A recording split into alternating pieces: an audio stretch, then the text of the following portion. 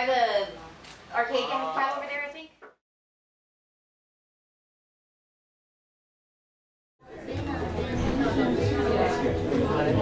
Good evening again. Amy has invited me to help host this evening. My name is Eva. I have a couple items here that are going to help me get through the night. A little tissue.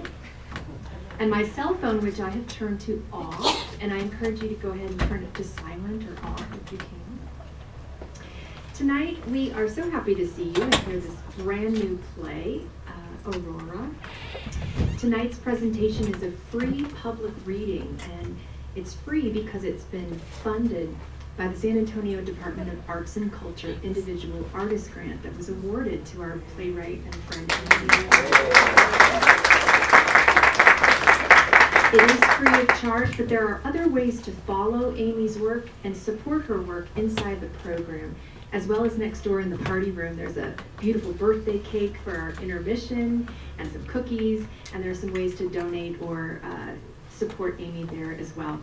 Tonight we want to also welcome our community resources. The Meals on Wheels folks are here in the front, our Alzheimer's Association friends.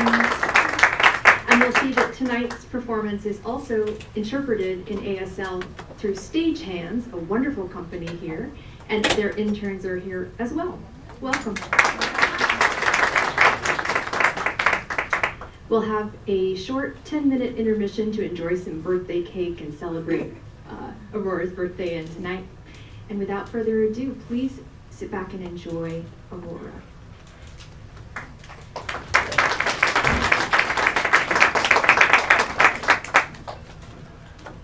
Act 1. There is something about looking at the stars that is so beautifully isolating and connecting at the same time. Something that reminds us of how small we are and how big the universe is. And we stare up and dream of becoming those stars. To shine, to be bigger than ourselves, to cover the world in our light. And together, we make up constellations and silly shapes with which we use to identify ourselves. When I was born, the sun was in the sign of Leo, the lion, a fire sign, which means when I'm at my best, I shine like the sun, warm but capable of burning, with a heart, smile, and sometimes the temperament of a small child running and laughing through a field of sunflowers. The moon was in Pisces, a water sign, which means I could spend my whole life daydreaming a new world, and my courageous lion heart is filled, like my eyes, with so many feelings. My tears flow like a public water fountain someone forgot to repair, and Sagittarius rising means I'm restless, with the desire to do and be everything for everyone, never really feeling like I'm enough.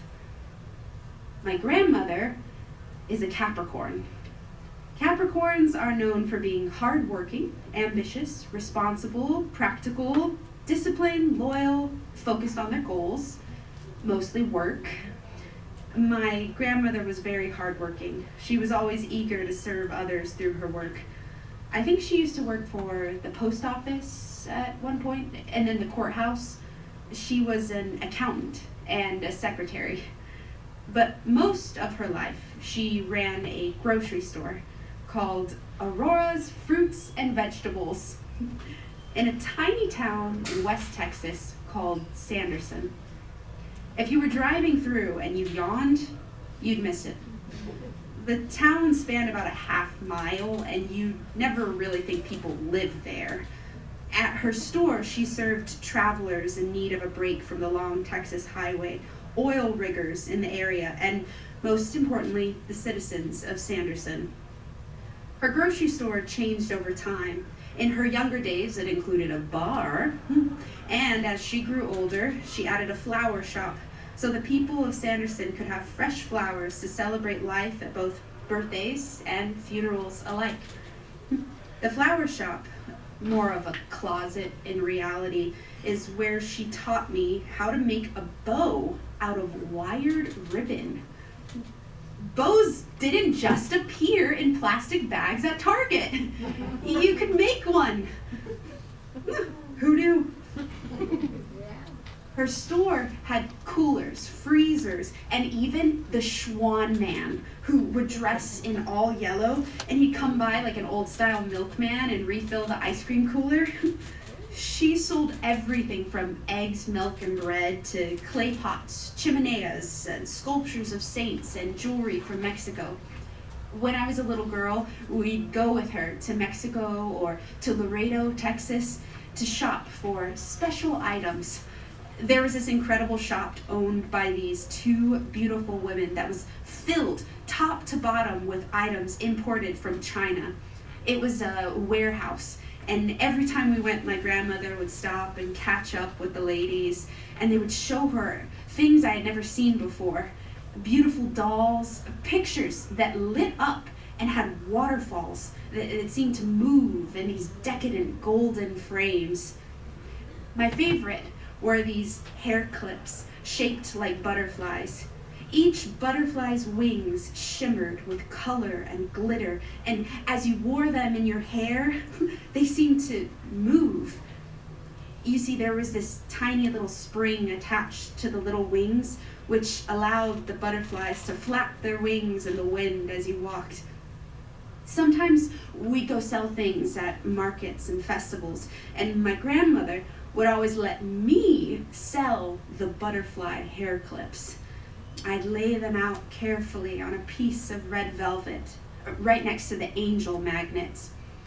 Back at the warehouse, she would decide what special items would go into the truck. For as long as I can remember, she drove a big blue Chevy truck, much bigger than you would ever expect a woman of her size to drive. She was probably 5 feet tall, maybe 5'5" if you count her bouffant hair. She had it set weekly by the local hairdresser. My mother was always responsible for backing up the truck at festivals. I need you to remember this is a time before backup cameras. Yeah, I'd peek through the tiny window at the back of the truck and pray we'd get it the second, third, sixth, 12th time, as my mother politely told me to sit down.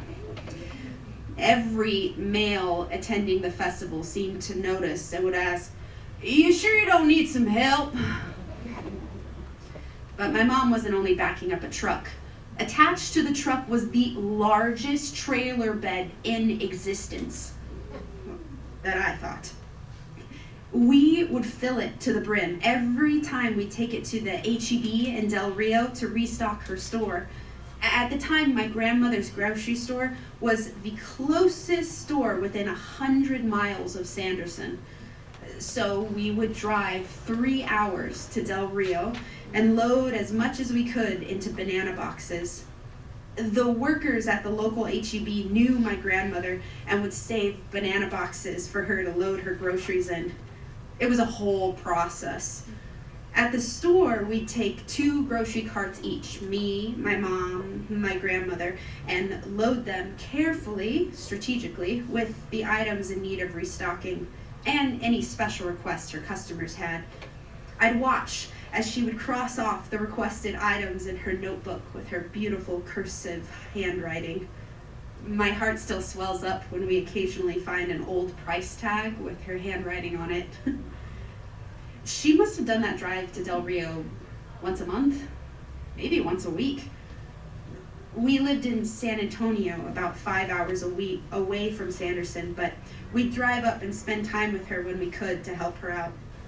One time we decided to make a bunch of baked goods for her to sell at the store, but I read the directions wrong, and I added 2 cups and a 3rd cup of oil to the cake batter instead of 2/3 cup. It was a sad day for the cake, but my mom made up for it. She helped me make my first upside down pineapple cake. I watched her carefully place the perfectly sliced pineapple circles on top and little maraschino cherries. My parents have worked in the restaurant business my entire life, so when we visited my grandma and served food to customers at her store, It felt like home. My mom would make as many breakfast tacos as possible, and we'd sell them to the workers who would stop by on Sunday mornings before their shifts. My grandmother would make me chorizo and egg, my favorite. You know the kind. The ones with the concerningly bright orange colored grease that would soak right through the paper towel. Yeah, those. Those were the best. But I think my favorite thing while staying with my grandmother was the fact that I could walk directly from her house to her grocery store and grab whatever I wanted to eat. Like Cinnamon Toast Crunch cereal. Sometimes I'd feel a tinge of guilt for taking the last box in the store away from the children of Sanderson when I knew I had access to as many boxes as possible when I got home. One summer, my mom decided to let me stay with my grandmother, who thought it was a reasonable idea to leave me in charge of the store. I think I was 10, maybe? Now, in 1946, when my grandmother was 10 years old, this was probably a rational thought. I'm sure she could handle it. But me? Well, I treated the cash register like a toy, and I rang up every item in the store that I wanted, including a giant dream catcher with real furs and a picture of a Native American woman in the center. And after I completed my fake shopping spree, I cleared the register, which apparently did a number on her accounting books. And when I made friends with a little girl who was the daughter of the pastor at the church across the street, I went ahead and took $20 out of the register to buy the cookbook she was selling. My grandmother later explained to me that a cash register is not a wallet, and for some reason she didn't leave me in charge of the store anymore. I don't really know where my grandmother was born. According to an obituary, her brother, my great-uncle Oscar, was born in Durango, Mexico. Was she? What did little girls do in Mexico in the late 1930s? Certainly not what I did in the late 1990s, which was mostly teach my stuffed animals what I learned at school that day, color and sing songs dramatically in my closet that I made up in my mind while wearing one of my mother's long skirts as a dress. Clearly nothing has changed. When did they move to Texas? Were they at risk of being deported? She told me once that they came here when they were little, but how young? And what pushed them to leave their home? What sacrifices did she make? My mom told me once that we had a great uncle who was elected president of Mexico and then shot. Maybe that triggered the move. My grandmother rarely talked about her past. Not that I think she was ashamed of it. I just think maybe she wasn't allowed or didn't feel safe or didn't feel it was appropriate to tell a child. But for some reason, as I was driving her to Kingsville, 3 hours away, to visit her sons, my uncles Jimmy and Joey, she started to talk about it. All I remember was driving in the pitch black, barely able to see the white stripes in front of me, trying to stay awake.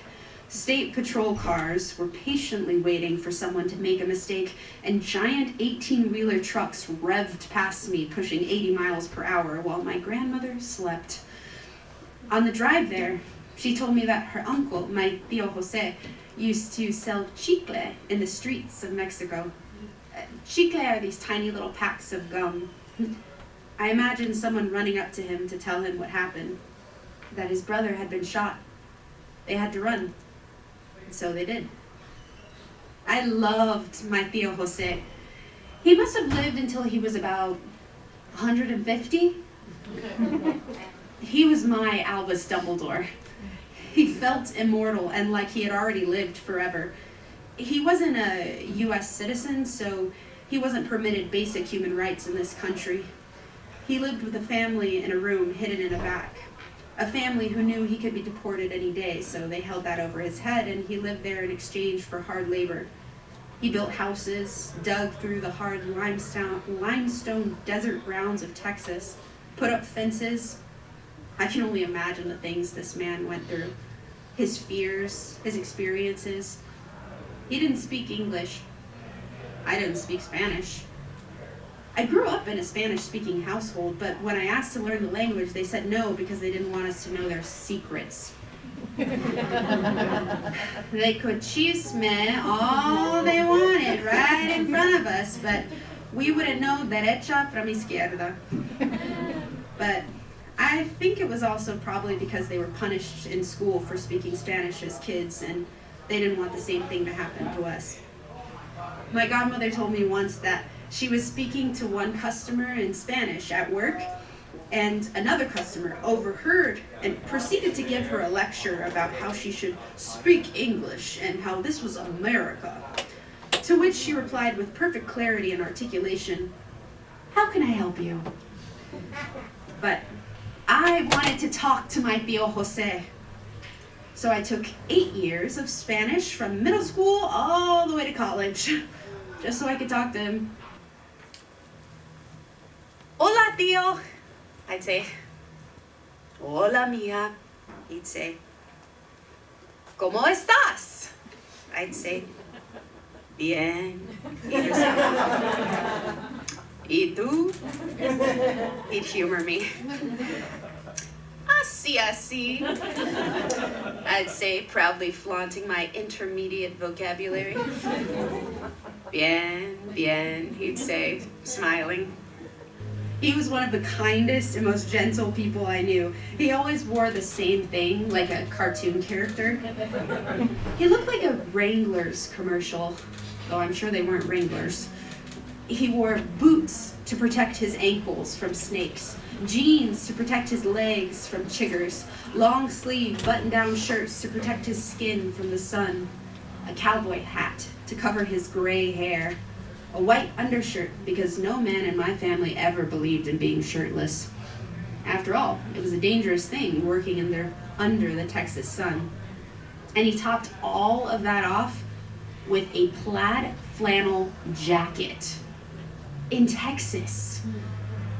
He didn't have AC in his house, so I'm sure most places felt cold to him. We'd visit him every now and then with my grandmother, and I saw that his room was half a bed shoved behind a curtain made of blankets. As my grandmother shook his hand goodbye, she would sneak him a $20 bill, hoping the people he lived with wouldn't see it and take it from him. "Hi, Uncle," I'd say. "Hi, little one," he'd say. "How are you?" "Good. And you?" "So-so," I'd say. And he'd smile, that warm smile. But where was his family? His wife, his kids, his tío Jose? I searched for his names in the obituaries, but I couldn't find it. I don't even know what his last name was. There were many people, many important men in my grandmother's life, one being my grandfather, Julio Abrigo. I never knew my grandfather personally. He died before I had the chance to meet him. But I wondered how young my grandmother was when she met him. When did they get married? Did she really love him? Or did she need a way to become an American citizen? Was he funny? Was he a good person once? For as long as I can remember, I've known that my grandfather was abusive. It always seemed normal to me because of how frequently my mother would talk about it, almost half threatening me and half telling me how grateful I should be that she didn't string me up by my ankles in the closet. Though she used to joke this is how I got so tall. I used to think the stories she told me were just stories, like that of Miss Trunchbull throwing kids into the chokey in the book Matilda. But as I got older, I came to understand why my mother was forced to run away from home at 13. She started working at Dairy Queen at 16 and was forced to grow up too soon. When she told her mother what he did to her, she called her a liar and stayed married to my grandfather until the day that he died. My grandfather caught one of my uncles smoking a cigarette once. "Oh, do you want to smoke?" My uncle considered whether or not he should say yes. It was one of those moments frozen in time where you don't know what to say and you know you're in trouble no matter what you say, where you feel like you deserve what's about to happen, even if you don't, even if no one does. And then my grandfather forced him to smoke an entire pack of cigarettes in one go, one after the other. He'd finish one, then light another, and make him keep smoking until he was sick. But it taught him a lesson, my mother said. He never smoked a cigarette again. What a way to learn a lesson. I think the real lesson here was, I need to get out of this house as soon as possible. And then one of my uncles got into trouble at school. My grandfather was called and had to go to the school in person. There wasn't a Zoom option back then. He didn't like that very much. He was a busy man, didn't like his time being wasted. So, he told his son that if he ever messed up again, he'd kill him. And to help him remember, as they walked home, my grandfather kicked my uncle all the way there, like some sort of human football. I don't think he forgot. When he was older, my uncle tried to join the force as a police officer. When they did his physical, his backbone was so messed up from what my grandfather did to him that he wasn't allowed to join. Imagine surviving child abuse, feeling inspired to become a police officer so you can stop other children from experiencing what you did and being told no. In high school, my mother was a varsity cheerleader. She never told me this. I found out through pictures someone shared on Facebook a few years back. Apparently, it costs money to be in cheer, but my mother earned the funds by sewing everyone else's cheer uniforms, working hard to do what she loved from the beginning. When I found out, I asked her about it. Mom, you were a varsity cheerleader? To which she said, oh, I wasn't really a cheerleader. I was on the bottom of the pyramid. I just held everybody up. What a perfect metaphor for how my mother lives, holding everyone up, no matter what pain and sorrow she has. My mother sought her own justice from my grandfather through law school. She wanted to become a lawyer so she could put her father away for good. She worked during the day at Jack in the Box and then went to law school at night. She would have finished school too, but my grandfather had a heart attack and died at the doctor's office. It was strange. He was walking out of the office, dropped on one knee, and just died. His watch stopped ticking when his heart did, and so did my mom's motivation. She quit law school and went into the restaurant business full time, finding a new way to serve others. My Uncle Joey went into the oil business and used his wealth to foster, adopt, and raise hundreds of children.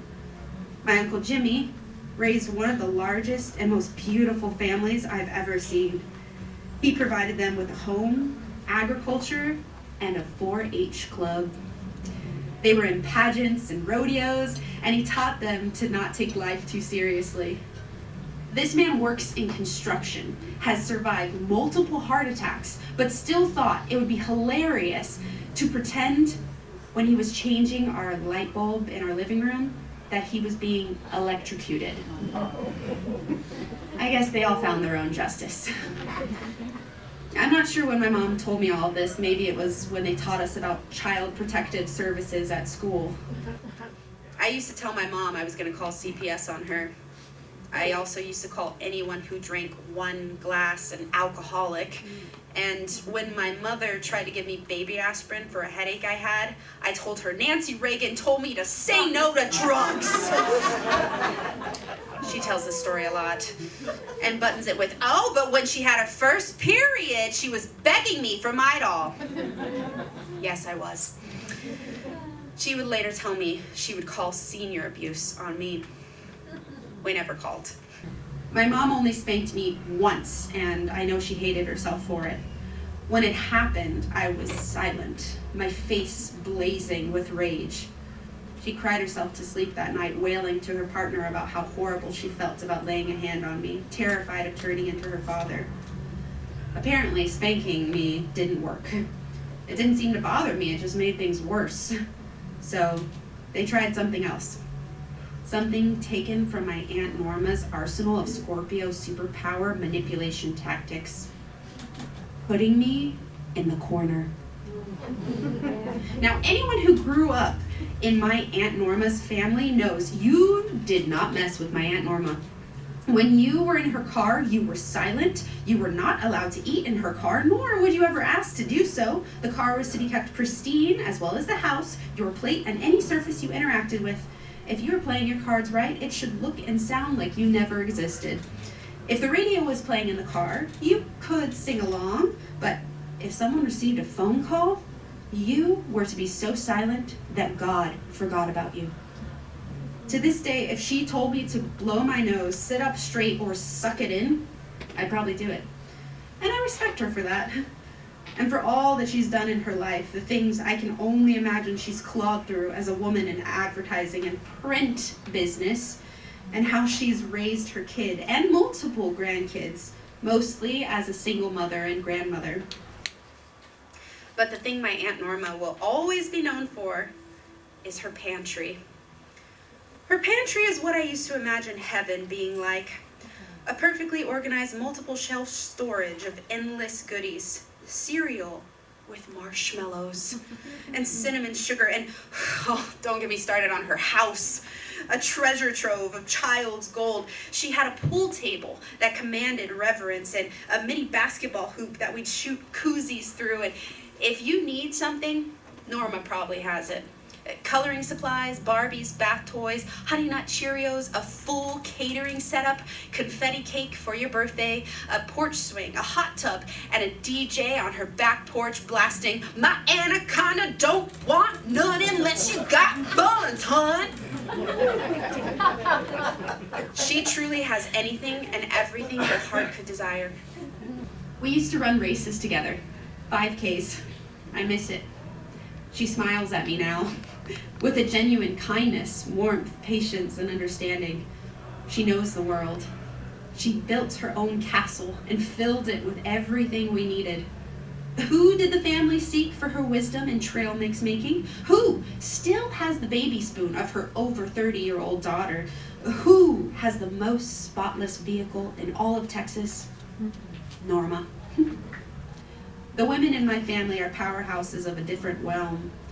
This is their world, and we are mere mortals living in it, powerhouses of our own. So, back to my mom, trying not to become my grandfather, scared to ask my grandmother, seeking to discipline what I can only imagine was a very overly enthusiastic, energetic, chaotic explosion of a child with hair racing down past her bum, probably well in need of a comb and some L'Oreal Kids detangler spray. So she followed my Aunt Norma's advice, and she put me in time out.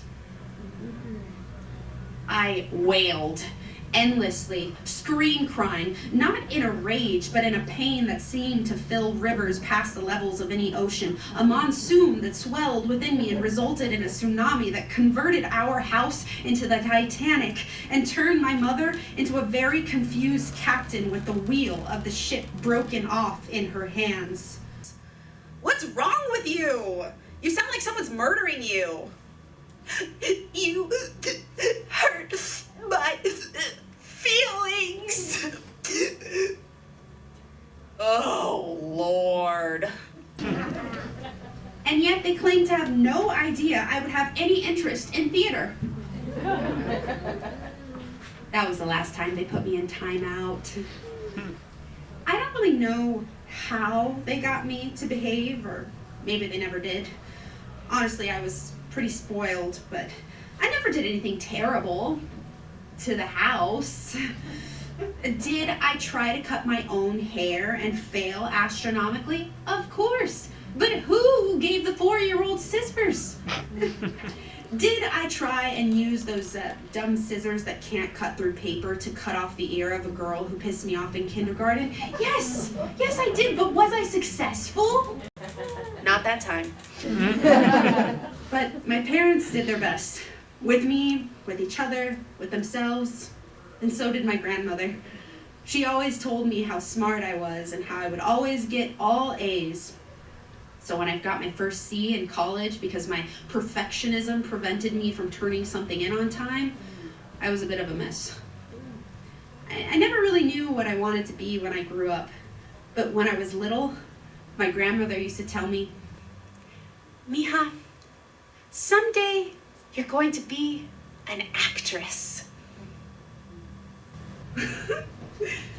She told me that we'd live in New York City and I'd be on Broadway and a big star in Hollywood, and we'd wear fur coats and opera gloves and diamond rings, and we'd pull up to the red carpet in our long limousine, and the audience would cheer when they raised the red velvet curtains. My grandmother spoke of our glamorous life like she had lived it. And it seemed we were destined to live a life of luxury and riches, even as we scrubbed the vinyl floors of her grocery store. My grandmother worked hard for her wealth, but she also loved the Texas Lotto. She used to play the lotto like it was her birthright. Scratch-offs, Powerballs. I didn't know how the tickets worked, but I loved helping her with scratch-offs. It felt like anything was possible. When I think of my grandmother, I think of paper towels and her pecan tree and screen doors slamming and those metal tin stars that hung from the ceiling with blue marbles for jewels, and that one time we tried black-eyed peas for New Year's and it did not go well. And my Uncle Jimmy hunting deer in our backyard, and lard and corn husks, and there was this large wooden rocking chair on our back porch she would sit in, and tiny gnats crawling over the lace doilies that she covered her round kitchen table in, and there was this tiny mouse that lived behind her stove, and I screamed when I saw it as I jumped up on a chair like an elephant, terrified it was gonna get me. She told me, "The mouse is more afraid of you than you are of it." And I told her, "You're wrong." She taught me that you have to wash beans before you cook them because they come from the ground and they're covered in dirt. So we'd strain them and separate the beans from the rocks. She taught me how to make flour tortillas from flour and water, and how to cook them on a comal, and how to grind seasonings with a molcajete, and said if I got hungry, I could melt butter on a tortilla and call it a day. I think of her porcelain dolls with pure white skin, which our systematically racist society trained her to think was beautiful, and her collection of odd-shaped teapots, one being a full-size hen. She owned chickens once, and goats, I think. She always had a dog while I was growing up. It guarded her house, a chow for the longest time, and a gatekeeper who would feed him, who I think was just a homeless man she would feed in exchange for work. Tony was his name. I think of her silver hairbrush and her vanity worthy of princesses, with a matching hand mirror, a makeup tray, and powders I wished I knew how to put on my face. I was getting a little obsessive with the hairbrush, so she warned me that if I brushed my hair 100 times, every strand of my hair would fall out. This woman was wise. While Julia Childs would supposedly start meals with dessert, my grandmother would not go to bed unless she had dessert. We rarely saw my grandmother. The occasional summer visit tied with Thanksgiving and Christmas, when we'd all gather together near San Antonio. My grandmother, my mom, and my 2 uncles. My Uncle Jimmy would drive a few hours from Kingsville, and my Uncle Joey, who lives in Missouri, the state, not the condition, would join us too, and all their children. I have a vivid memory of one Christmas when my mom had to go into work, and apparently I slept in so late by my family standards that my Uncle Jimmy came into my room and dragged me out of bed by my ankles. I'm sure he found this hilarious. I found this completely disruptive to my emotional state. As an only child with princess-like treatment, this came as a total shock to me. I had never experienced something so horrific. I prayed for my cousins, whom I assumed experienced this daily. My Aunt Maggie, my Uncle Jimmy's beautiful wife with a heart of gold, then forced me to brush my teeth. "I'm going to eat breakfast," I said. Exactly, she said. You can't eat all that plaque and bacteria that built up overnight. You need to brush your teeth. And then she refused to feed me until I had brushed them. Ugh. I had to remember where my toothbrush was and find something called toothpaste. I don't think I'd brushed my teeth until then, throughout middle school. Thank God I wasn't a coffee drinker. Then, after this rigorous obstacle course, I was forced to play Monopoly with my Uncle Joey. I decided there were far too many rules. I wanted to be the cute little dog, but I ended up being the hat. Somebody else got to be the banker. I suddenly understood why my Uncle Joey was so successful. He was a true businessman. He did not take owning a railroad lightly. One time, we all got together for New Year's. My cousin and I were popping firecrackers, sparklers, pop rocks, but then we moved to the big ones. Naturally, with all of our intelligence, emotional maturity, and the dry Texas brush, we ended up unintentionally setting a fire. Thankfully, my cousin Madeline had the sense to call for help, and my Uncle Jimmy came running in. He stomped the fire out with his cowboy boots, like a true Texan. And that night, I learned what real heroes look like. Typically, we'd all meet at the house my grandmother owned in Bandera, Texas, about 45 minutes to an hour from San Antonio. At a few times in my life, my mother and I lived there as well. It was a mobile home on a plot of land that was several acres. The house had green carpet and high ceilings, which provided excellent acoustics for my impersonations of the lion in The Wizard of Oz. If I were the king of the forest. Yeah, it was pretty awesome. When we first moved in, I was excited. That was until I learned what a water moccasin was and saw several in our lake. And then I heard about the snake that was in the trees above the hammock. But I pulled up my bootstraps and I rode that lawnmower like I was John Deere. Proud and going far too fast over tree stumps and limestone. We couldn't really see the ground over the grass when we first got there, so we just started mowing. Con paciencia y fe. We learned a lot, like the fact that you could total a mower.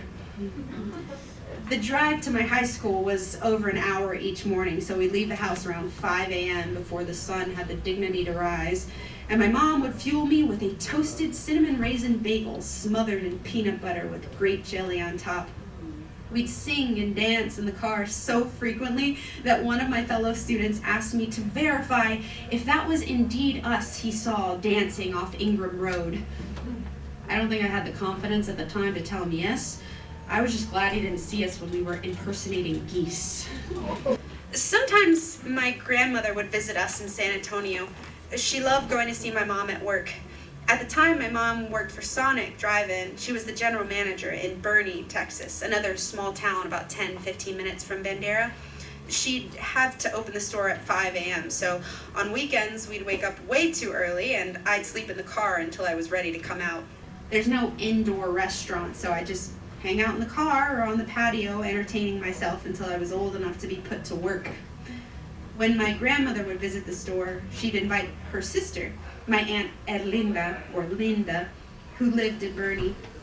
They'd sit on the porch and gab while they sipped their iced tea, and I'd try out the roller skates. I was not very good, but for 50 cents extra per hour, I sure did try. Now, the one thing about living in the hill country in Texas is it is dark, like scary dark. Like when you stop at a stop sign in the middle of the night and you look to your right and your left to see if anyone's coming, and they're not, you see nothing. And there's a silence so pure, it drives city folk into madness. The only thing that deafened this silence was the thunderstorms. Everything is bigger in Texas, including thunderstorms. Storms that make King Lear shudder. Loud, booming thunder, wind strong enough to rip roofs off buildings, and lightning to split 100-year-old trees in half. The rain that appears like a woolen blanket you can't quite sift through, a waterfall that seems to pour endlessly onto your windshield so loud that you can't see, and your windshield wipers can't really keep up. You search for those little white stripes on the road and pray no one else is driving right now. On the highway, it's not so bad. I mean, you can follow someone else's brake lights and pray that even if they're wrong, at least you're behind them. In the country, there are no brake lights. Well, not for miles, at least. And the roads are a mix of dirt and loose gravel that you pray stays strong enough for you to get through. It makes you question if the silence and the stars are worth it. It makes you question everything. There's nothing more terrifying than driving at a snail's pace through Texas rain. But there we were, my grandmother in the passenger seat, who now had vision loss due to glaucoma, while 16-year-old Amy with a permit vowed to get them home. I think she could tell I was scared. She was probably scared. We talked about God bowling and angels and how they'd protect us, and she prayed loudly about how she trusted Jesus, and we shouted and sang over the storm, almost speaking back to it, making a music no one else would hear. I wouldn't say I was raised religious. Well, we went to church on Christmas, sometimes. Easter Christmas Catholics, I think they call it. But we skipped on the Easter part. We were usually busy hiding or eating chocolate eggs. Though I do think we did our best to make Palm Sunday. That's the one where they give everyone in the congregation a palm leaf when you enter, because something about Jesus riding triumphantly into Jerusalem on a donkey. I don't know. All I knew is that it meant arts and crafts. And this was good news, people. We take the single palm leaf and fold it carefully into a cross and hang it over our door for protection. A leaf with the power of God inside it. I didn't really know what the Bible was, but we prayed a lot. My mom taught me the Lord's Prayer and Hail Mary, and we talked to the angels. There were a lot of saints in our house. Pictures, statues, necklaces, coins, and the face of white Jesus was everywhere. It wasn't so much about sin for us as it was 2 wrongs don't make a right, and you know better, and just because the kid shoved his fingers in your face doesn't give you the right to break one, Amy. I like the little candles they gave you at midnight mass. They have these little collars on them, like the collars dogs get at the vet office to keep them from biting themselves. I wondered why candles needed to be kept from biting themselves until I saw the first drop of wax run down my candle and land on its collar. My least favorite part of going to church was being denied breakfast until after the service. Something about Christ starving in the desert for 40 days and 40 nights. Yeah, I don't know. All I knew is by the time church was over, Taco Cabana stopped serving breakfast. So I had to eat lunch. The cashier in the fluorescent pink polo became my prison warden and told me I could not have chorizo and egg, potato and egg, or anything with egg in it. What can I eat? I asked. You can have a bean and cheese taco. Bean and cheese? I looked up at her in horror, and my disbelief had my parents saying, bean and cheese is fine, thank you. As they shot me a look, I prepared myself for burial. Nowadays, Taco Cabana serves breakfast 24 hours a day. 24 hours! But back then, these were dark times. No smartphones, no internet, no potato and egg tacos after noon. It was tragic. Church for me was being forced to wake up too early and sit in an uncomfortable pew while some old white man told me how to live my life. And we'd stand up and we'd sit down and we'd kneel down and we'd say things like, peace be with you. And we'd have to shake hands with random strangers and say, and also with you.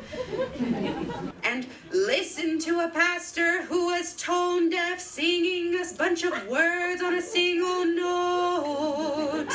And we'd all get into this long line and be given this circular cardboard Tums that I tried to slowly melt on my tongue, as it was the only food I was allowed for 40 days and 40 nights. But we never really talked about church. We went to the service and then we went on with our lives. The first person to ever talk to me about church was my Aunt Yvette. She took me to vacation Bible school. I was a little hesitant at first, but she was babysitting me, so I didn't really have a choice. So I went in. Y'all, this place was amazing. We got to sing and dance and make arts and crafts. This was church? Are you kidding me? Oh, this place is awesome! We got to decorate our own clay pot with these broken pieces of glass that were safe for us to handle for some reason. And we were told how we're all broken, but God brings us together and makes us whole. And we learned Bible songs like, Pharaoh, Pharaoh, oh baby, let my people go. Yeah. It was a good time. But y'all, I only got to go for one day. Can you believe it? But it was one of the best days of my childhood career. I don't think I understood the whole Jesus dying for our sins part or why people kept saying, good news. But arts and crafts and singing, that was good news enough for me. I think my Aunt Yvette just knew, you know? There were so many moments throughout my life that stand out because of her. Little moments when something felt important. Designer brands meant a lot in my childhood. And I felt like I was constantly competing with others who could afford the flea market Prada bags and fake perfumes, juicy couture jewelry, and Tiffany's. Like breakfast at Tiffany's, Audrey Hepburn and all that. At the time, it felt like everyone in my family had a Tiffany's necklace but me. And then it was my birthday. I was opening my presents. A tiny silver heart shined back at me from a little blue box. I was in awe. My Aunt Yvette had gotten me a Tiffany's necklace. It wasn't about the brand. I mean, it was, but it wasn't. It was about what it said, the statement that it made. It was like she was saying, here you go. You are included too. You are allowed to be beautiful. You are allowed to have nice things. It's okay. Every year she'd get me something so nice it made me blush. Each gift so very kind, thoughtful, and generous. Like she was trying to make it all up to me. All the times I felt like I was never enough. It's like she could see me, perhaps even when I couldn't see myself. She always wanted to make sure everyone was having fun.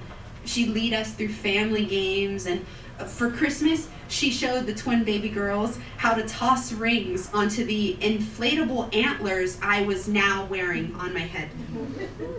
Her curly hair bounced as she jumped for joy when they got one on. There you go, see? When she traveled recently, she brought back a bookmark for me. Such a small thing, but it meant so much. It was a replica of a painting called Garden with Sunflowers. On the back it says, "Which masterpiece are you?" Like she wanted to remind me that I too was a masterpiece. My Aunt Yvette passed away last May. When I was in the church for her service, I could not stop crying. Looking at her 2 daughters she left behind, her 4 grandchildren, all her friends, the pastor of that church who said his marriage she saved. They said when they asked her, how she was always so happy she'd tell them, "That's Jesus." And that was the day I was grateful her grandchildren had been risen in the church. When I saw 5-year-old Charlotte, she told me, "Grandma, Evie is in heaven, and she's having a party with God. She's eating cupcakes and ice cream." Not too long after, I had a dream about her. She was asking me to help her at a soup kitchen, except instead of soup, we were serving cereal, and the guests were only children. She asked me to make sure the kids who wanted them got marshmallows. There was a moment in the dream I was looking at her, as if in disbelief she was really there. She stopped what she was doing, looked up at me, and asked if I was okay. "Yes," I said, and she smiled. I woke up crying. It felt like she wanted me to know she was okay. When I told my mother about the dream, she said, "Auntie Vet is helping feed the children in heaven." That seems like something she would do. A few weeks before my aunt passed, we were all together celebrating Easter. That was the same day my little cousin, Charlotte, almost drowned in the pool. None of us knew what was happening until we saw my Auntie Vet jump into the pool to save her, in her Easter clothes. The water was freezing. Afterwards, while my aunt went to change, I wrapped Charlotte in several towels as she shuddered from the cold. The dye from the cascarones stained the tile like blood, and later I wondered what would have happened if my aunt had passed away just a few weeks before she did. Not too long after her funeral, her daughter's husband, Kaliki, had a heart attack. Just after losing her mom to a heart attack, my cousin was about to lose her husband and the father of her 2 kids. It enraged me, but it made sense. Kaliki had buried his own mother only a year or so ago, and now he had to bury his second. His heart was ripped in half. It was a miracle he was still alive. After the heart attack, he went into a coma. They didn't know who he'd be after he woke up, if he woke up. That was the first time in a while I physically got on my knees and prayed. I was pissed. Pissed at God, and somehow even more pissed at Kaliki. "Don't you dare," I said. I sent him healing everywhere I was. I'd close my eyes and imagine him in the hospital, and I'd give him a lecture. "You are going to heal, and you're going to get better, and you're going to go home, and you're going to be there for your family, damn it." At the time, I was helping my mother deliver catering orders for her work. I was waiting for the office to open when 2 external double doors shot open. I looked toward the noise and expected to see someone to accept my delivery. I saw nothing. That's odd. The doors closed. A few minutes ticked past and the doors opened again. "Hello?" I step forward and take a glance out the doors. I see a large sign. I text my godmother. "Anna, what hospital is Kaliki at right now?" "Methodist Hospital," she says. I look back at the sign in disbelief. It was the Methodist Hospital. It was staring at me like it was waiting for me to notice. It was as if being closer to him would help my prayers and healing be stronger. So I prayed. A few days later, he got out of the coma, out of the hospital, and home in time for the family to get together for my mom's birthday. No brain damage, no loss of mobility, just his whole self walking around our kitchen eating tortilla chips covered in ground beef and Velveeta cheese. When I see him, I hug him and try not to let the tears stream down my face. It was my grandmother who taught me the power of prayer and healing. You see, there was this time I got so sick I didn't think I was going to make it, and I watched as my grandmother covered me head to toe in this magic ointment that I believe is called Vicks. She put it behind my ears, on my chest, my hands, my feet. She felt like a shaman working carefully as I heard her whisper words I didn't know, making signs of the cross over my body. She told me that the power of Jesus' blood heals, and that his blood ran in me, so as long as I believed in him, I could heal myself. I was willing to try anything at this point, so I prayed and I went to sleep.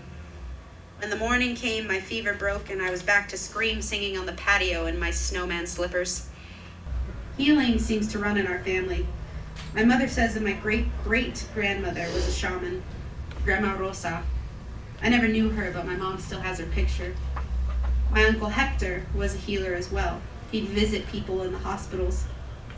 Though we didn't talk much about church, my mother and grandmother always spoke to me about spirits, ancestors, angels.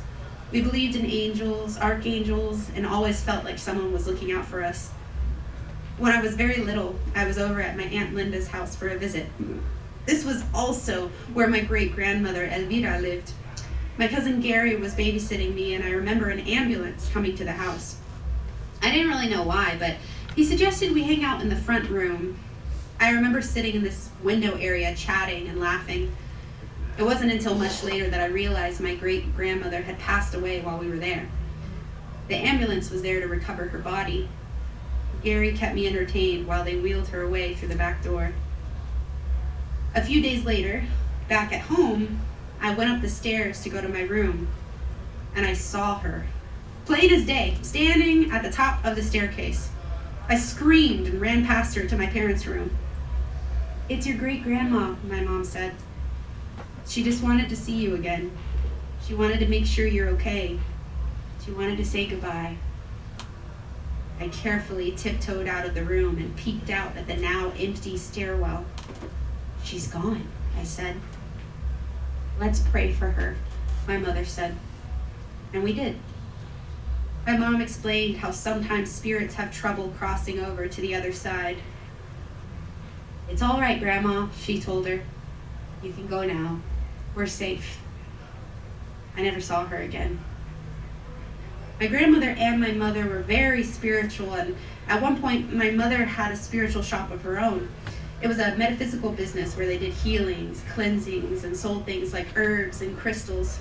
She taught me all about Jericho flowers and oracle cards and the light versus the dark, good versus evil, spiritual warfare, angels, and protection. I loved it. I really started to get into all of it. But then one day this man came to the shop. It felt like a scene straight out of a movie. It was as if the lighting changed and it suddenly became darker. A flicker of light blared through his blue eyes, and they seemed to pierce right through my soul. I was terrified. My mom said I closed myself off entirely and swore to never dabble in the spiritual realm again. But when I was in college, I began to see things again. In the corner of my eyes, flashes of a person, someone in the mirror, lights flickering. I'd hear seemingly specific songs and their lyrics on the radio. So I called my mother. She told me it was my ancestors trying to talk to me. "They don't mean you any harm," she said. "They just have messages for you. Just ask them, tell them, 'Hello, I see you. I'm ready to listen. What is your message?' And listen." And so I did. I think we all have angels, ancestors walking with us, but there is one particular family member I know watches over me and my mom. His name is Gladio. When he was younger, Gladio's family used to go back to Mexico every Easter, but one year Gladio told his mother he wouldn't be joining them this time. "What do you mean, Gladio? Of course you'll be joining us." A few weeks later, he drowned in the river. He too seemed to have trouble crossing over to the other side. When he was alive, as him and his brothers would walk home from school, he would kick their heels as a joke. After he passed, his brothers could still feel their heels being kicked with no one in sight. "It's okay, Gladio," they said. "It's time for you to move on. We're okay. You can go now." When my mom was living alone in Florida, she kept having all these issues with water around her house. She'd walk in, and there'd be little splashes of water in the hallway, all over the counters.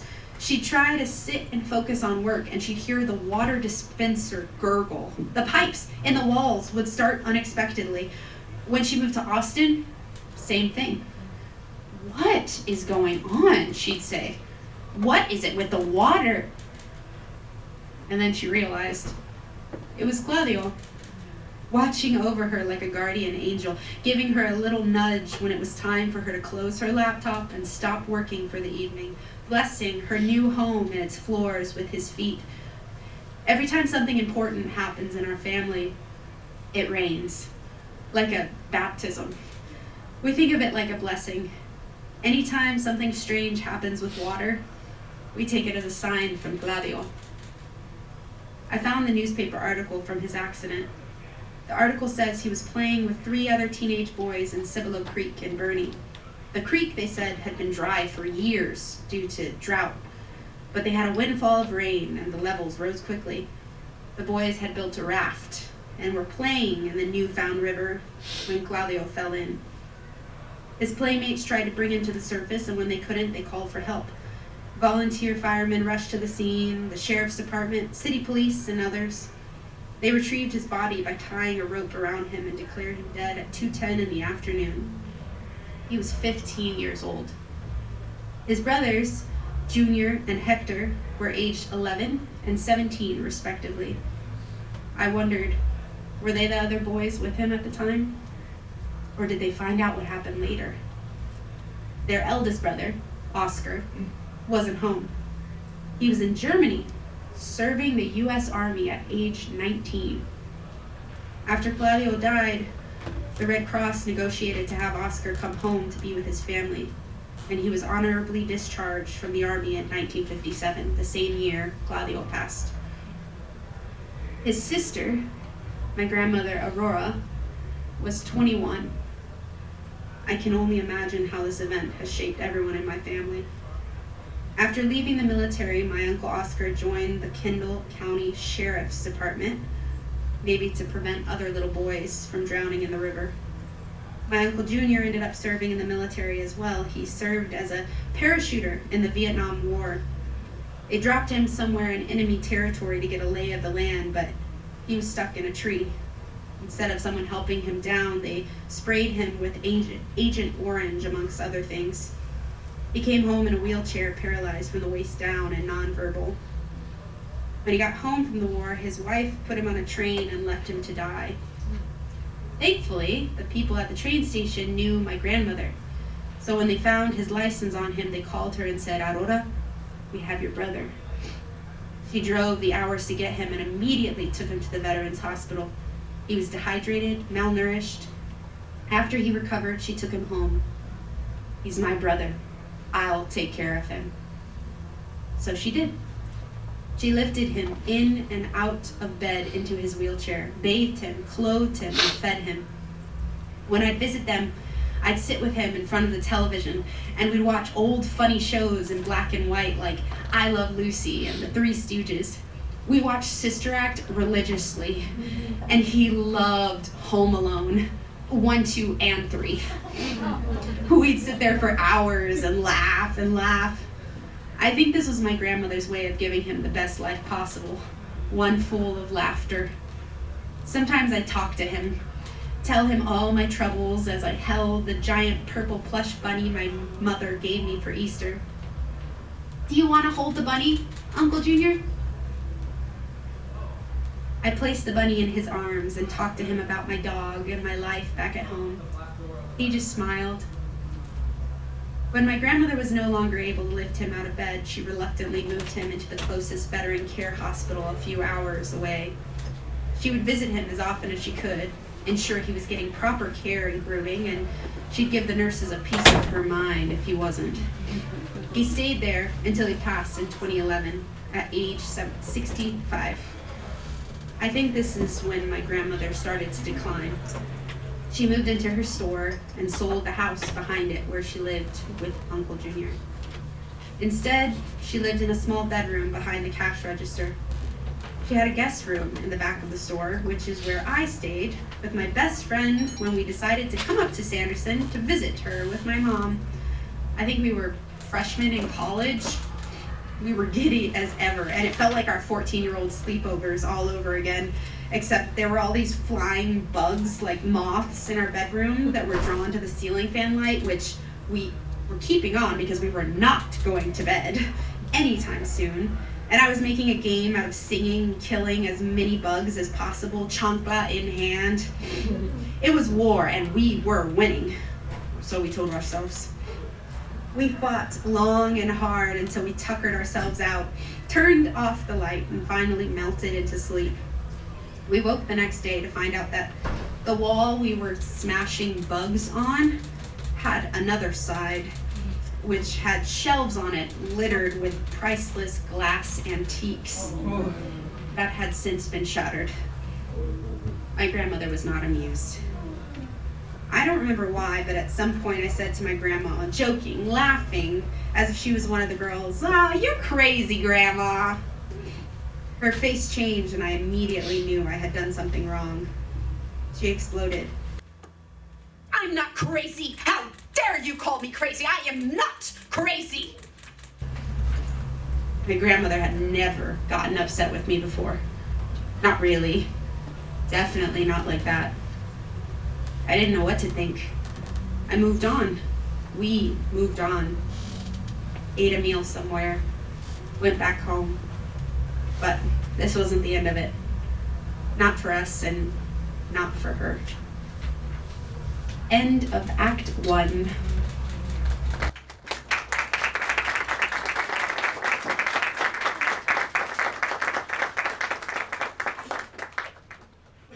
Thank you, Amy. We can't wait to hear the rest of it after about 10 minutes.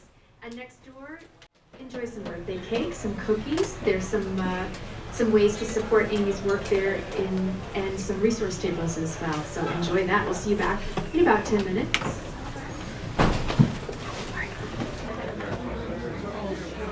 Welcome back. Welcome back. Safely return to your seats. And if you turned your phone on like I did to check the big game, whatever sports may be on, go ahead and turn that off or turn your ringer off. After this second act, we'll stay, anyone who's available, join us for a brief conversation where we'll talk about what this play might have meant to you, and we'll hear a little bit about the intent behind it. And now, without ado, Act 2.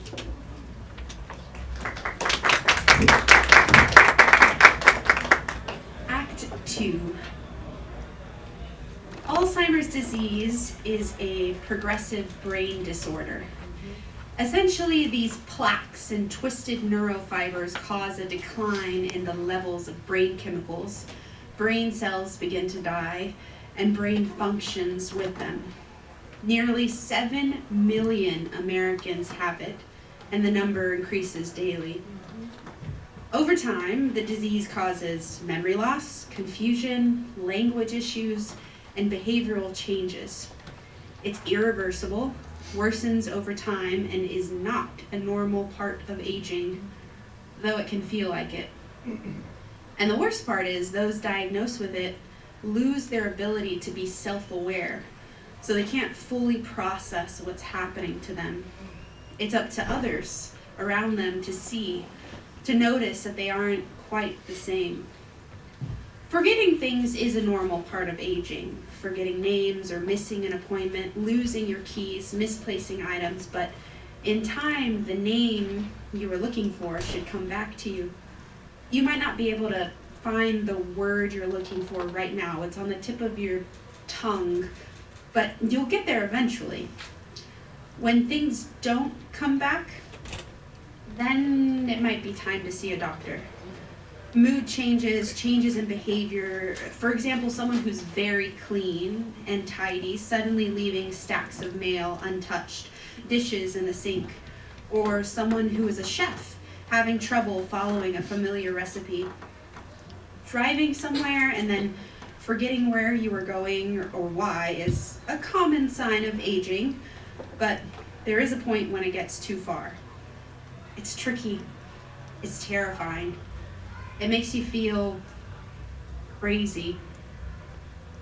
It's like something's missing and you don't know what. It's like you're sad and you don't know why, and you keep trying to recall part of your mind that is just gone. My grandma stopped remembering to take her pills. My mom would ask her, "Mom, did you take your pills? Mom, did you eat? You need to eat." My grandmother became depressed and paranoid. She'd say someone was stealing from her when there was nothing missing.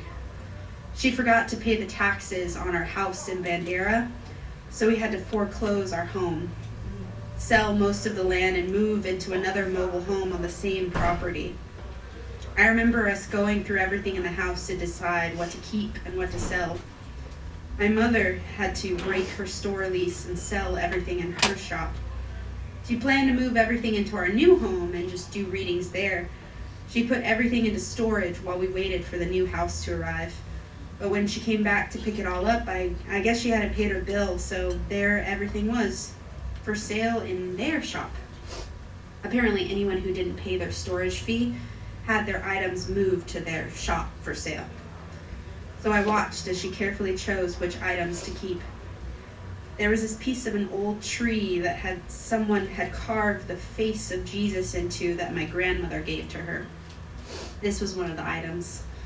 A few jars of herbs, and I'm not sure what else.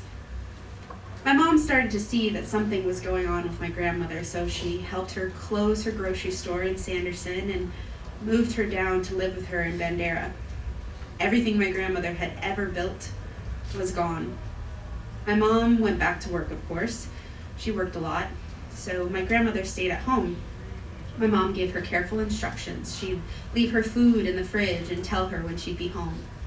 But when my mom would get home, she'd find my grandmother sobbing on the couch. "Mom, what's wrong?" "You left me. I didn't know where you were." "I was at work, Mom. I told you I'll be home by 6. "No, you didn't. No, you didn't." And so it went. Again and again, my mother would go to work and come home to my grandmother crying, thinking she'd been abandoned. She'd call my mom a liar again and again, and then my mom finally realized she needed to take her to see a doctor. Something was happening, though she couldn't quite figure out what. While they were at the doctor doing the tests, my grandmother kept telling the doctors, "I need to get to Julio. I need to get home and make his dinner. Why are you keeping me here? I need to get to Julio." Julio was my grandfather's name. He'd been dead over 20 years at this point. Then she started asking for her brother, Junior. How do you explain to someone that their brother is dead? When you're hurting, you look for healing any way you can. Sure, you'll try medicine, but true pain opens you to a new level of healing. You learn about things like Reiki, EMDR, sound bowls, breath work, yoga, and you watch as your mother rubs an egg around your body, making signs of the cross. When she cracks the egg into a glass, she points out the different peaks, and you notice that one of the bubbles looks like the dog from The Nightmare Before Christmas. This is significant to you because it reminds you of your dog who has passed. There is a woman well known in the holistic world named Louise Hay. She has a book called You Can Heal Your Life. In her book, she explains her theory that all disease is dis-ease in the body, that all sickness is just a physical manifestation of what is happening inside, emotionally, mentally, spiritually. In the book, she has a list of ailments and explains what she believes causes them. This isn't meant to shame you, but to bring your attention and awareness to what your body is trying to tell you. Instead of just taking a Tylenol when you have a headache and telling your body to shut up, she suggests you listen to your body. What is the headache trying to make you aware of? She says headaches are from invalidating the self, self-criticism, fear. For each ailment, she also lists an affirmation she invites you to say or write down until the affliction goes away. You can't just say them, you have to believe them until they are true. For a headache, she suggests, I love and approve of myself. I see myself and what I do with the eyes of love. I am safe. A lot of the affirmations she suggests are, all is well, I love myself, I am safe. I keep it in my phone as a means of reference. She says cancer is a deep hurt, long-standing resentment, a deep secret or grief eating away at the self, carrying hatreds or a feeling of, what's the use? Before she was diagnosed with Alzheimer's, my grandmother had ovarian cancer. It felt out of the blue, and my mother took her to all her doctor's appointments. There was an unspoken hurt between them. My grandmother had never really acknowledged what happened in my mother's childhood and how she called her a liar when, as a child, she came to her seeking support, help, and understanding. They had a long conversation. And when my grandmother returned next to the doctor, I told her her cancer was gone. It never returned. In the book, Louise Hay says Alzheimer's is a refusal to deal with the world as it is. Hopelessness, helplessness, anger. Her affirmation is, there is always a new and better way for me to experience life. I forgive and release the past. I move into joy. It didn't get much better from there. Little things we had noticed before, like when she used the wrong name for someone, worsened, and my mom knew she couldn't take care of her on her own. She put her in a senior living center in Kingsville so she could be near my Uncle Jimmy. My mom moved to Florida. She didn't seem to be able to be in San Antonio much longer after that.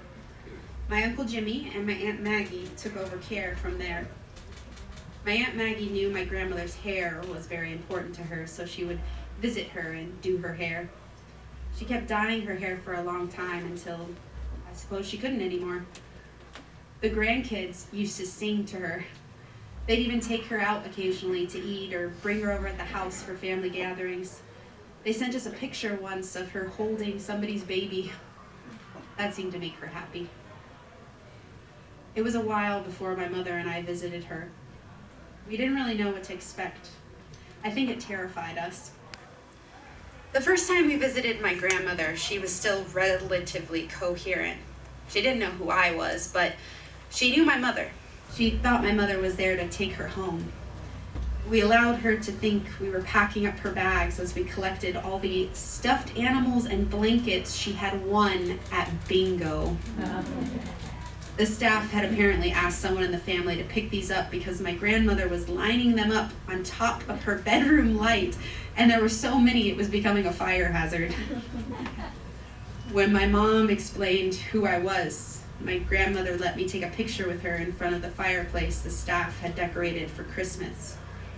The stockings didn't have names, they just said things like mother, father. I figured it was the last time I would ever see her. And then years later, my mother had a dream that my grandfather drove up to the house looking for my grandmother, like he was picking her up. My mom told him to go away. You could not take her yet. I took it as a sign that my grandmother's time was coming soon, so she told me she was going to visit, and did I want to come with her? I said yes. I never wanted to do that on her own. When I was a kid, my mom used every opportunity she could to get me presents. Birthday and Christmas, of course, but Valentine's Day, Easter, she always had something for me when I woke up.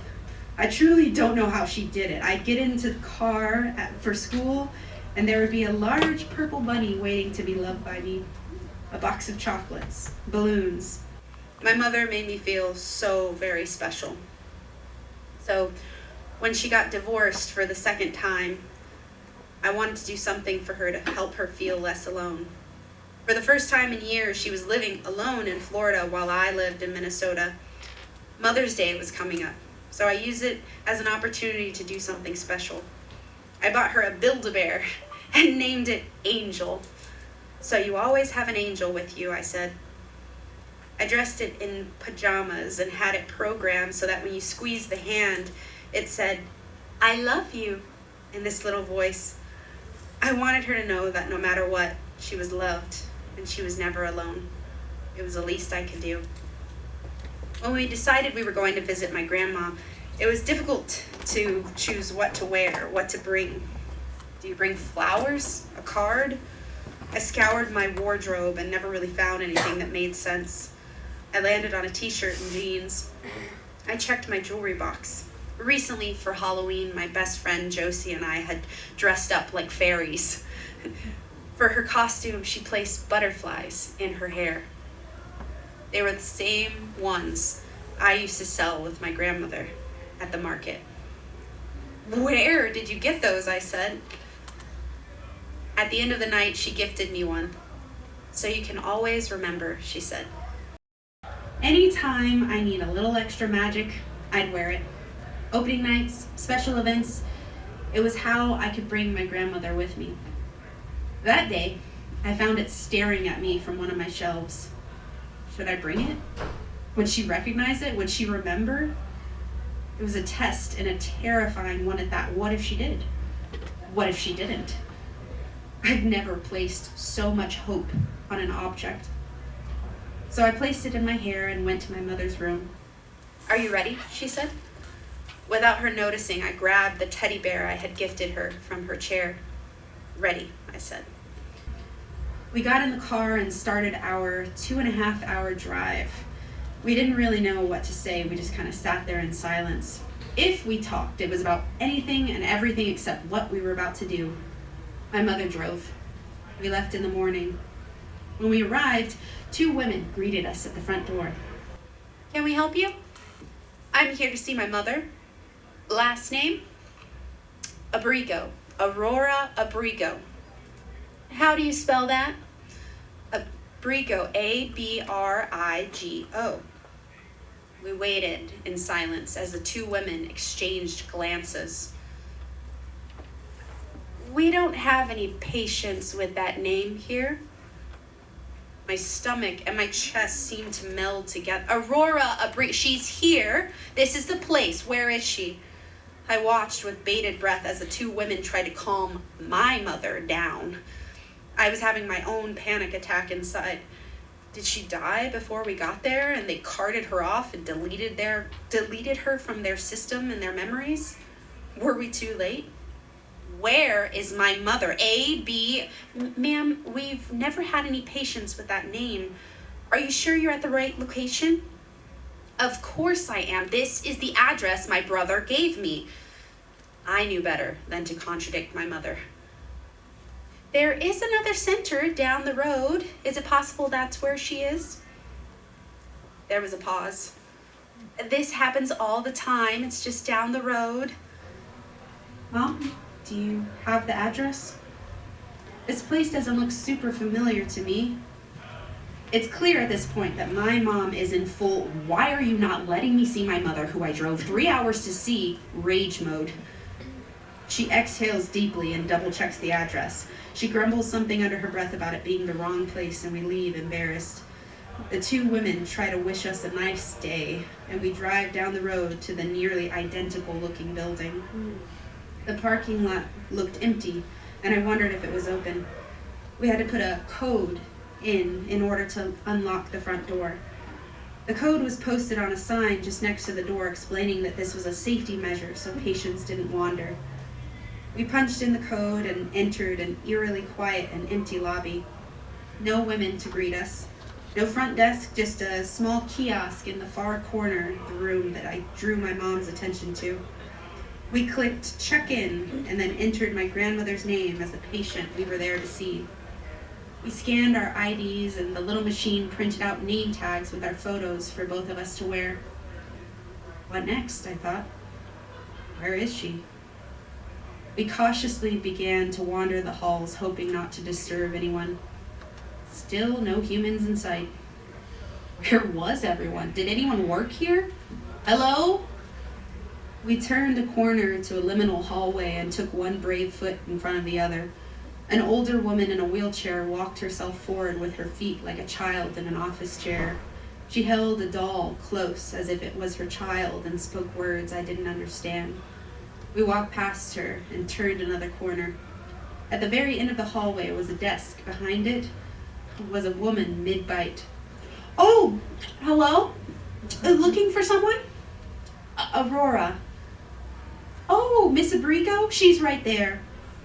We turned around to find my grandmother's room just across the way. It was a shared room. Her roommate was behind a closed curtain, occasionally mumbling to herself with items piled around her as if her entire 3-story house had been consolidated into half of a hospital room. She had furniture, a TV. My grandmother, on the other hand, looked like a living shrine. She lay in bed with her eyes closed and her hands over her stomach, the fluorescent light on above her giving her this kind of angelic glow. She was too beautiful and peaceful to be disturbed, but we woke her up anyway. "Hi, Mom," my mother said. My grandmother opened her eyes and smiled. "Hi." She seemed a little caught off guard. When she got up, she noticed she wasn't in pajamas, but in a t-shirt and oversized jeans. A tired old belt held them up around her waist. She grabbed them and pulled them up, a little confused as to why she was wearing pants that didn't fit her.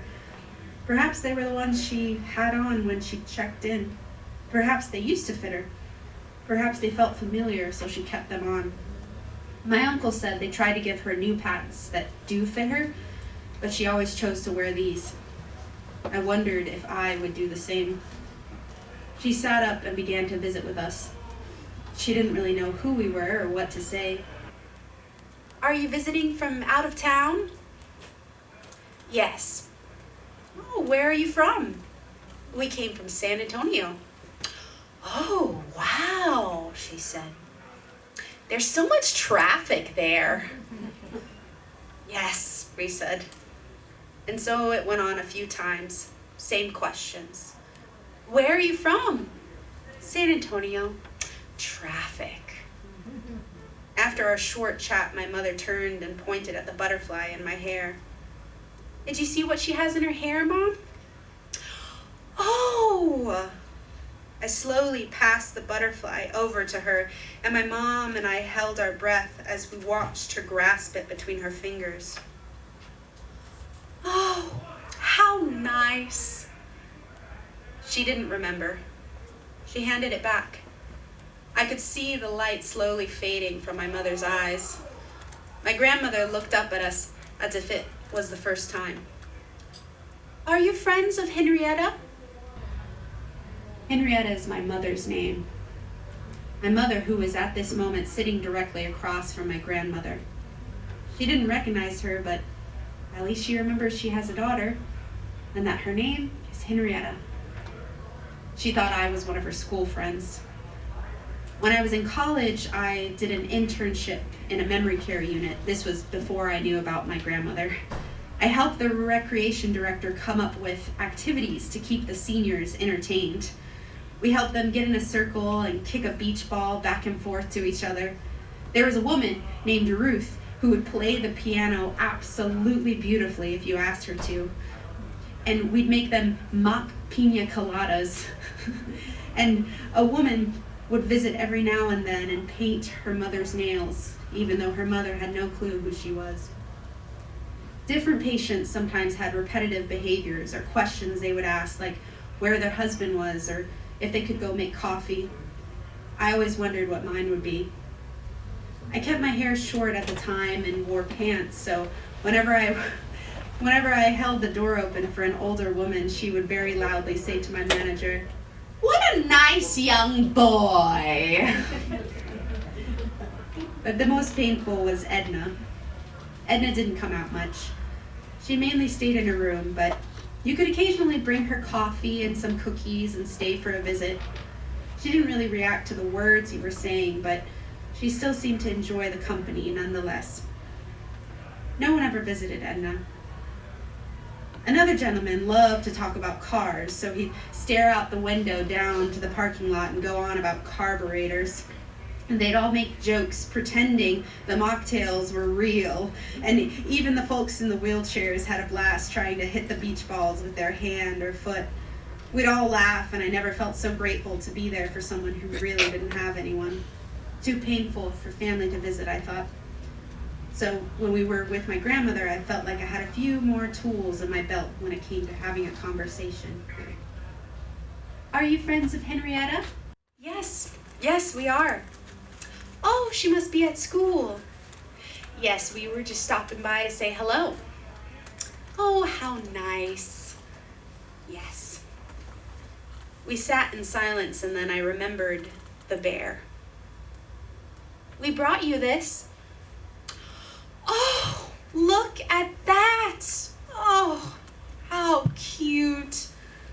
She smiled and looked at it like it was gold.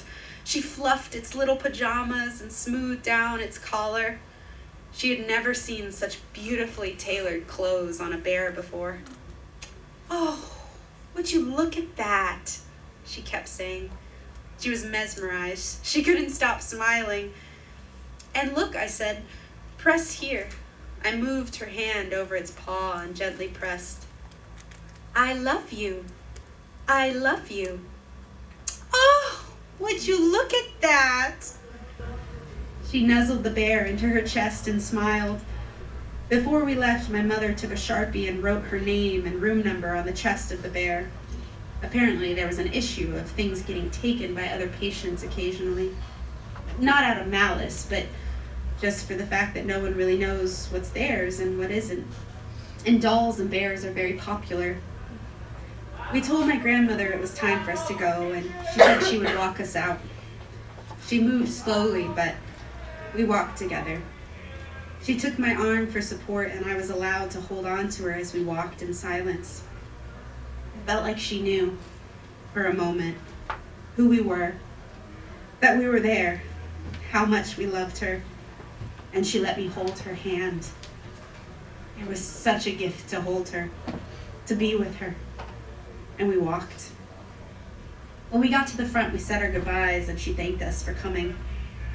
We smiled and waved and carefully made sure the door latched behind us. We walked a few steps out of view from the building. I looked at my mother and we started to sob. We held each other, crying, grieving, grateful to have each other, grateful for the visit, but torn apart from it, wishing we could do more. "I'm glad you brought the bear," my mother said through her tears. "Me too." We decided to wind down by going to the local TJ Maxx and walking around. Shopping was always therapeutic for us, anything to not think about what we just experienced. We grabbed some essential oils, stopped for food, and hopped in the car for the 3-hour drive home. I asked my mom if she was okay driving. She wasn't. I drove us home. "I'm proud of you," I said. "That was really, really hard. But she's safe. And she's okay, and she loves you." "I thought she was going to remember the butterfly," she said. "Me too." "I can't believe she remembered the traffic." Who could forget traffic in San Antonio? We cried more, and my mom told me she was grateful that her mother didn't remember all the trauma that happened in her life. She told me stories about my grandmother growing up. She talked about when she started showing signs. She told me that any of my grandmother's decisions the last 10 years of her life prior to her diagnosis had been rendered invalid by the government, that all of her assets were now being used to fund her stay at the Living Center.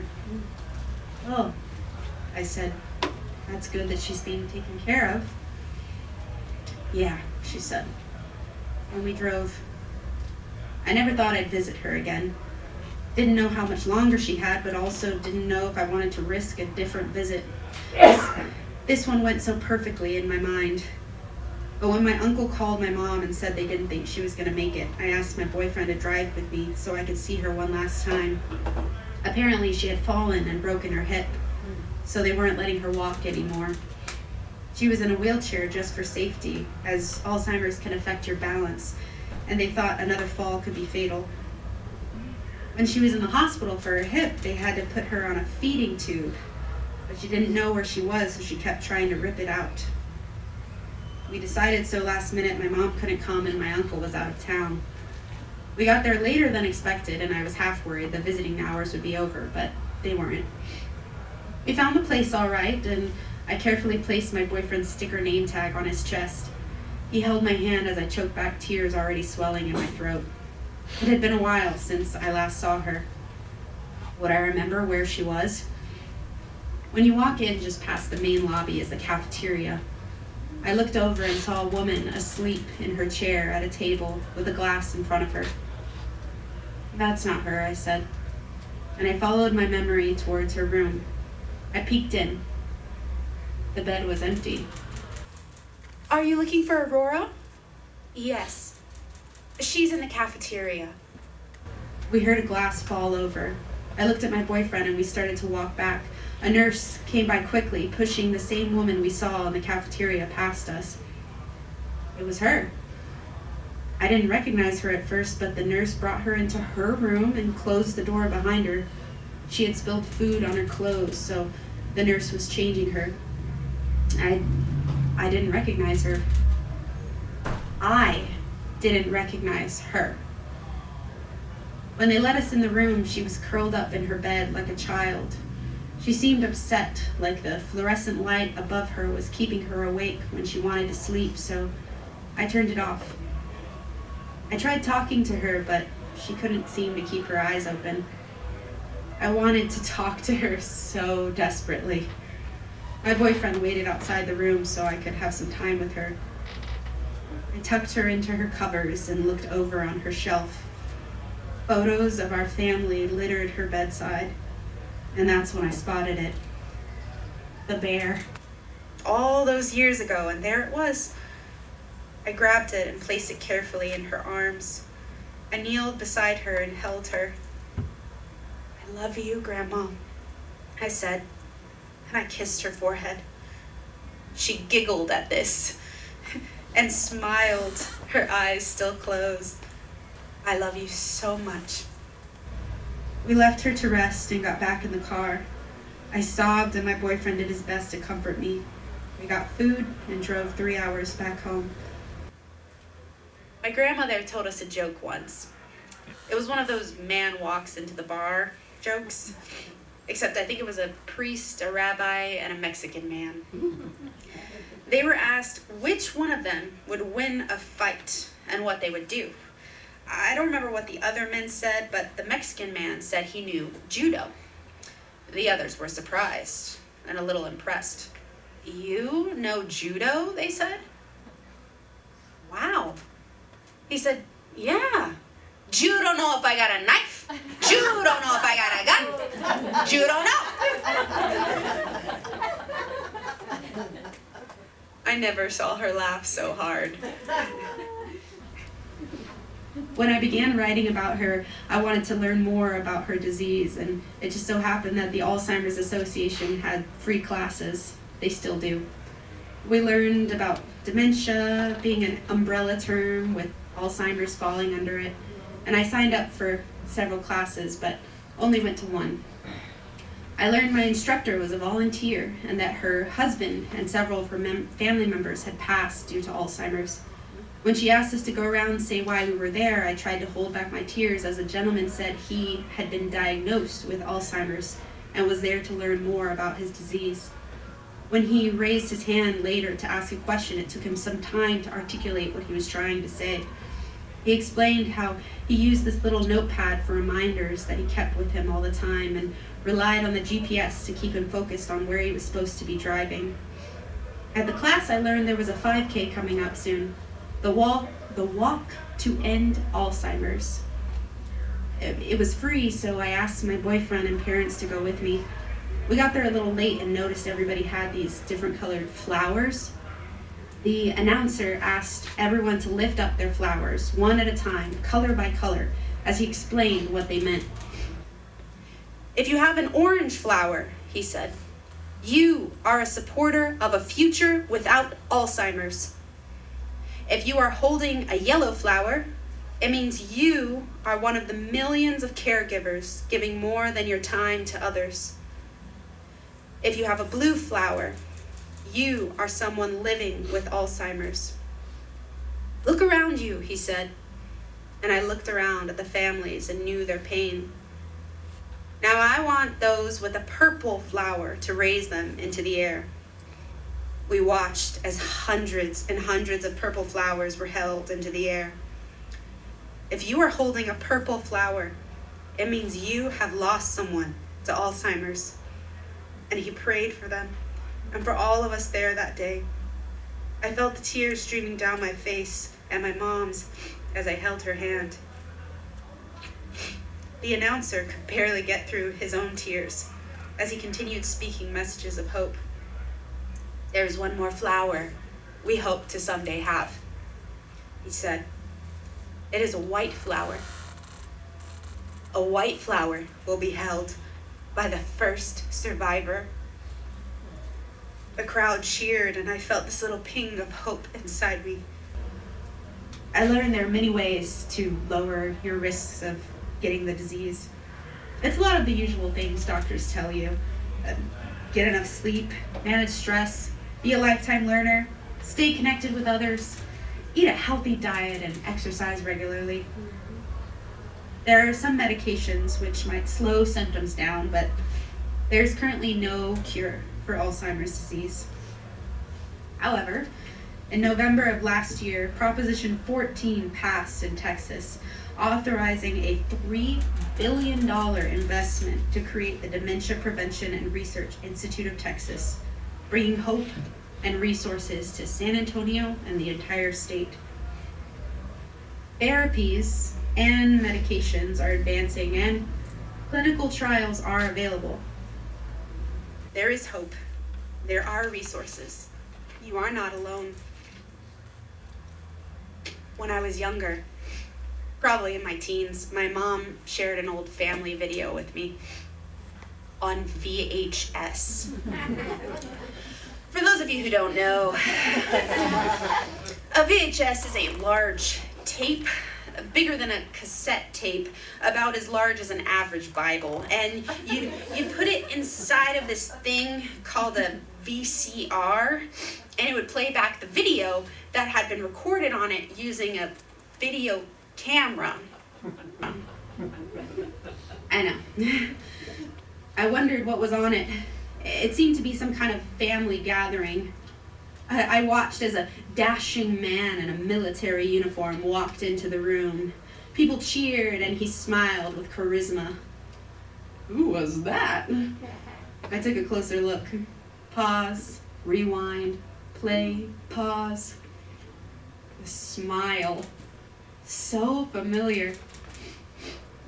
I asked my mom, "Mom, who is that?" "That's your Uncle Junior. Before the accident." He was tall, strong, and ready to sweep someone off the dance floor. I let the video play and I noticed a woman holding a baby, so close, afraid to release it from her embrace.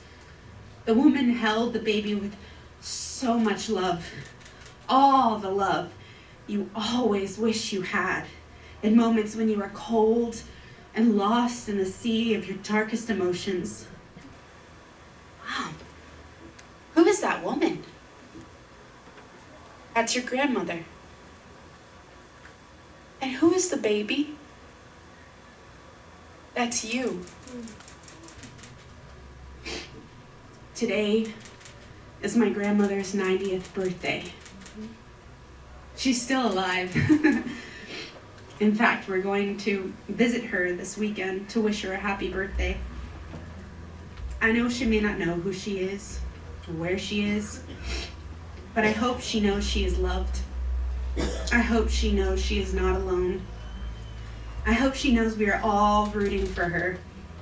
And I hope that when she sees the bear at the foot of her bed, she remembers, even just for a moment, that someone loves her. End of play. Oh, wow.